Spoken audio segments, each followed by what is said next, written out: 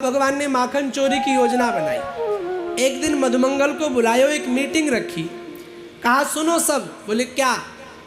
बोले हम सोच रहे एक समाज सेवा का काम करें। तो मधुमंगल बोला बड़ी सुंदर बात है, समाज सेवा का काम करो, हम भी आगे आएंगे। बताओ क्या काम है? कन्हैया ने कहा हम सोच रहे कल से माखन की चोरी करी जाए। अब मधुमंगल बोला दारी के तो यो समाज सेवा को काम लगे, माखन की चोरी। भैया तू ना जाने, गोपियां सब माखन कंस के यहाँ बेच आती हैं। अच्छा भगवान ने माखन चोरी क्यों की? भगवान माखन ही क्यों चुराते हैं और कुछ क्यों नहीं चुराते? उसके पीछे कारण है। माखन क्या है? दूध का सार। क्या है? दूध का सार।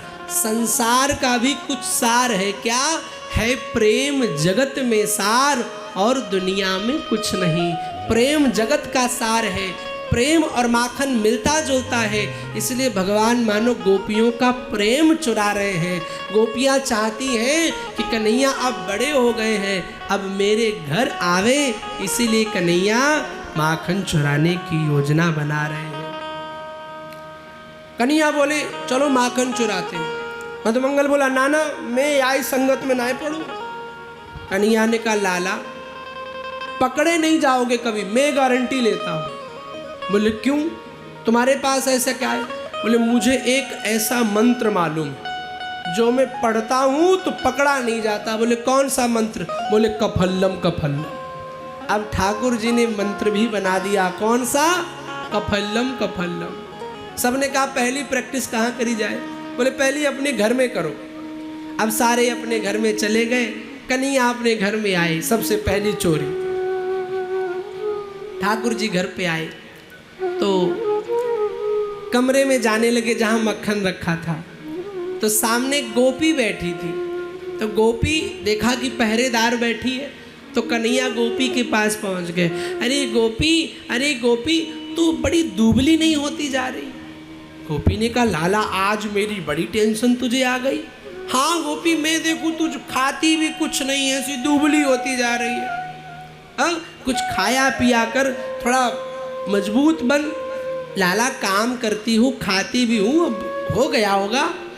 कन्हैया ने कहा नहीं ले माखन खा, और अपने हाथ से माखन निकाला और गोपी के मुख पर स्वयं मल दिया। और ठाकुर जी स्वयं जिसको माखन खिला दे, ओहो गोपी की तो सुध-बुध खो गई, भगवान में खो गई। अब जैसे खोई भगवान कन्हैया अंदर घुस गए। अंदर घुस के माखन खाने लगे, और माखन खा के जैसे निकल रहे थे सो कन्हैया की सूरत, कन्हैया को सामने आईना लगा था, उसी आईने में कन्हैया की ही सूरत कन्हैया को दिख गई। अब जैसे कन्हैया को दिखी तुरंत कन्हैया बोले ओहो तो मेरे अलावा यहाँ कोई और भी चोर है। अब कन्हैया को टेंशन आ गई, ऐसा ना हो मैया को बता दे। तो थोड़ा सा मक्खन लिया, घूस देने चले। ले लाला मक्खन ले ले, बताइयो मत। तो जब शीशा पे ऐसे घूस हाथ दिखाया तो शीशा ने भी हाथ दिखाया। लाला बोलो ओहो ये तो मुझे घूस दे रहा है, अब तो पकड़े जाएंगे। तब तक गोपी ने देखा कि लाला कुछ अंदर गड़बड़ कर रहा है, तो आवाज लगाई मैया दौड़ क्या देख लल्ला माखन चुराए रहो। अब यशोदा दौड़ी दौड़ी आई, कन्हैया को लगा अब तो पकड़े गए। सो कन्हैया ने क्या किया, उस शीशे को जकड़ लिया और कहा मैया जल्दी आ देख मैंने चोर पकड़ लिया, जल्दी आ देख मैंने चोर पकड़ लिया। यशोदा आई, देखा लाला हाथ माखन में सने, बड़ी डांट लगाई। अगले दिन मंडली में पकड़ आए सब, तो सब बोले हाँ भाई तुम्हारा कैसी प्रैक्टिस रही? तो सबने कहा मेरी बड़ी बढ़िया। अब कन्हैया तो सरदार है, कैसे कह दे कि पकड़े गए? बोले हमारी तुमसे सबसे बढ़िया। क्यों? सरदार का ही बल अगर चला जाएगा तो कैसे औरों का बल रहेगा? अब तक घर में चोरी करते थे, अब भगवान कन्हैया बाहर चोरी करने लगे। एक दिन की बात, कन्हैया एक गोपी के घर पे गए। तो जैसे उस गोपी के घर पे गए, माखन में हाथ डाला, और जैसे ही हाथ डाला कि गोपी ने हाथ पकड़ लिया। लाला माखन चुरावे हैं। तो कन्हैया भोले बन गए, आंख बंद कर ली। और कह रहे मैया यशोदा मेरो हाथ छोड़। गोपी कहती यशोदा नाई हूँ, मैं ब्रज गोपी हूँ, ब्रज गोपी, यशोदा नाई हूँ। तो कन्हैया कहते अच्छा आप ब्रज गोपी हो? ओ गोपी मुझे पता ना है चली कब तेरे घर पे आए गए हो। तो गोपी ने कहा अच्छा गलती से आ गए? बोले हाँ। तो कहा अच्छा गलती से आ गए तो ये बताओ कि मटकी में हाथ गलती से कैसे पड़ गया?